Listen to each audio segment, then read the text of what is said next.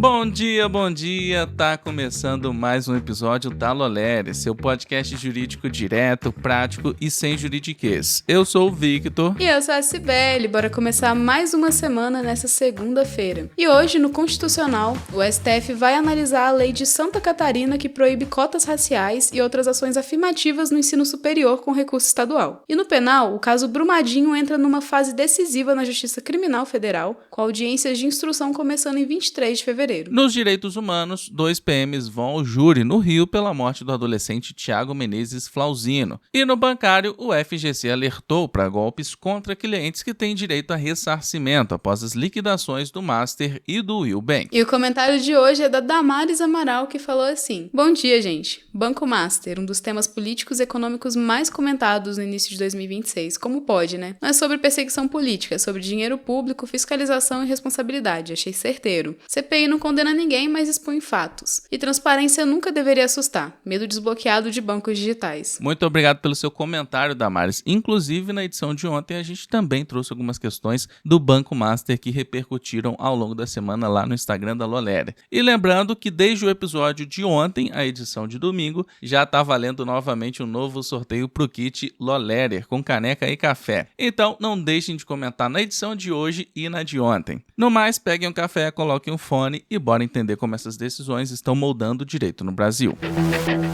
E vamos começar com o direito constitucional. O STF foi provocado a analisar a constitucionalidade da Lei 19.722 de 2026, de Santa Catarina, que proíbe cotas raciais e outras ações afirmativas em instituições de ensino superior públicas ou que recebam recursos estaduais. A norma mantém apenas reserva de vagas para pessoas com deficiência, baixa renda e egressos da rede pública. A lei foi questionada na ADI 7.925, proposta por PSOL, UNE e Educafro. As entidades sustentam que a norma violaria princípios constitucionais como igualdade, direito à educação e autonomia universitária, e também apontam possível retrocesso social. Agora, o relator deve decidir se concede medida liminar, decisão urgente e provisória, para suspender a eficácia da lei antes do julgamento definitivo. Antes disso, será aberto prazo para manifestação do governo de Santa Catarina e da Procuradoria-Geral da República. No mérito, a discussão recoloca em pauta os limites da atuação legislativa estadual diante de direitos fundamentais e de políticas de inclusão, com menção à jurisprudência do STF que reconhece a validade de ações afirmativas, especialmente no âmbito racial.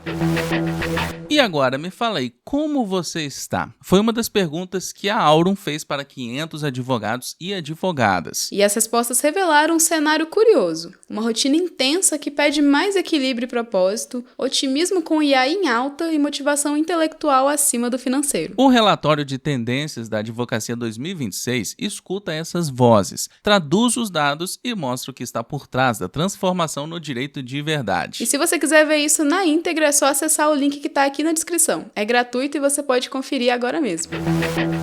E vamos voltar com o direito penal. 7 anos após o rompimento da barragem da mina Córrego do Feijão em Brumadinho, desastre que matou oficialmente 272 pessoas, o caso começa a avançar com mais concretude na Justiça Criminal Federal. As audiências de instrução começam em 23 de fevereiro, na 2ª Vara Federal Criminal da Subseção Judiciária de Belo Horizonte, com previsão de seguirem até maio de 2027. Devem ser ouvidas vítimas não letais, testemunhas e os 15 acusados. Entre os acusados estão ex-diretores, gerentes, engenheiros da Vale S.A. e funcionários da empresa responsável pela certificação da barragem. Ao fim dessa fase, a juíza federal pode decidir pelo envio do caso ao júri popular. Até aqui, apesar da dimensão do desastre, que é apontado como um dos maiores da história industrial brasileira, ninguém foi definitivamente punido criminalmente. O caso também segue repercutindo em debates sobre direito ambiental, responsabilidade corporativa e políticas de prevenção de riscos.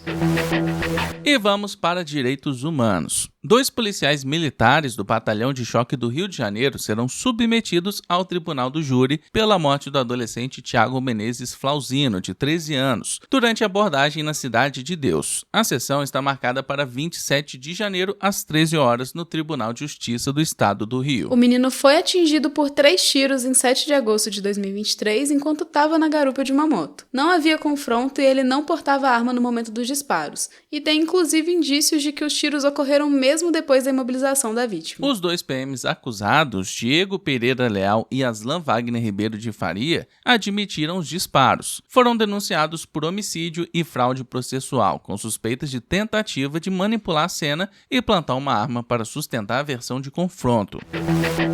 E agora a gente vai para o direito bancário. O FGC emitiu um alerta aos clientes com direito ao ressarcimento após as liquidações extrajudiciais do Banco Master e do Will Bank pelo Banco Central. Alguns golpistas estão se aproveitando da fase de liberação dos pagamentos e têm enviado e-mails, mensagens e links falsos que imitam comunicações oficiais com promessas de agilizar o recebimento dos valores e muitas vezes pedindo dados pessoais ou pagamentos antecipados que não deve ser feito. O FGC reforça que não cobra taxas nem usa intermediários e que todas as solicitações de ressarcimento devem ser realizadas exclusivamente pelos canais oficiais da entidade. Essa atenção é crucial agora, já que muitos investidores estão movimentando seus pedidos de garantia, processo que ocorre por meio de aplicativo ou portal do FGC e que tem prazo e regras próprios. E para quem atua com direito bancário, consumidor ou compliance, a situação oferece um caso prático sobre riscos jurídicos e fraudes em contextos de liquidação financeira. Lembrando sempre a importância de checar procedimentos oficiais antes de compartilhar qualquer informação sensível. E vamos novamente falar sobre Brumadinho, só que dessa vez sob a perspectiva do direito ambiental. Tivemos um ato simbólico na Avenida Paulista que marcou mais uma vez a luta por justiça e memória. Helena Taliberti, que perdeu filhos e outros familiares no desastre, classificou o episódio como uma tragédia anunciada, ressaltando que falhas na manutenção e a falta de alerta sonoro contribuíram para as mortes. O evento reuniu familiares e crianças que moldaram argila em pequenos vasos para lembrar as vidas perdidas e chamar atenção para a importância de políticas efetivas de prevenção e proteção ambiental. A Helena inclusive enfatizou que o Brasil já tinha vivido um desastre bem parecido lá em Mariana e que lições deveriam ter sido aprendidas para evitar essa repetição. Apesar de acordos de reparação civil, ela afirma que a justiça material e criminal ainda não foi alcançada. O caso segue emblemático quanto à responsabilização civil e criminal por desastres socioambientais e a necessidade de marcos regulatórios mais rigorosos. E agora a gente vai fazer um giro pelas principais matérias trabalhistas. A terceira turma do TRT da 18ª Região manteve condenação de concessionária de energia ao pagamento de horas extras a analistas em teletrabalho, por reconhecer possibilidade de controle de jornada via sistemas e exigência de permanência online. Também foi mantida indenização por 20 minutos diários de intervalo intra-jornada suprimido. O TST, pela quinta turma, manteve condenação por dispensa discriminatória de operador offshore, dependente químico, desligado poucos dias após a alta de internação, aplicando a presunção da súmula 443. Foram preservados danos morais de R$50 mil e salários e verbas por 12 meses. A sétima turma do TRT3 excluiu a executada do polo passivo e anulou penhora e demais constrições, determinando devolução de valores e liberação de bens por falta de participação na fase de conhecimento e ausência de DPJ, aplicando o tema 1232 do STF. Se manteve a citação por edital. E a gente vai chegando ao fim de mais uma edição. Muito obrigada por ter ficado com a gente até aqui. E para começar bem a semana, eu quero agradecer a todo mundo que comentou na edição passada e bateu o ponto aqui com a gente. O Renato Martoni, Reinaldo, Leonesser, Brenda, Natana, Gisele, Ana Bia, Shirley Gomes e Damares Amaral. Muito obrigado a todos que comentaram. E não esquece de seguir a gente no seu agregador de podcast favorito, ativar as notificações e avaliar a gente com 5 estrelas. Não deixem também de se inscrever na nossa newsletter. Ela é gratuita e você pode acessar aqui pelo link na descrição. Compartilha também esse episódio lá nos seus stories e marca a gente no @lo.lery, que estamos sempre repostando por lá. Então é isso, se cuida, bom estudo e bom trabalho por aí.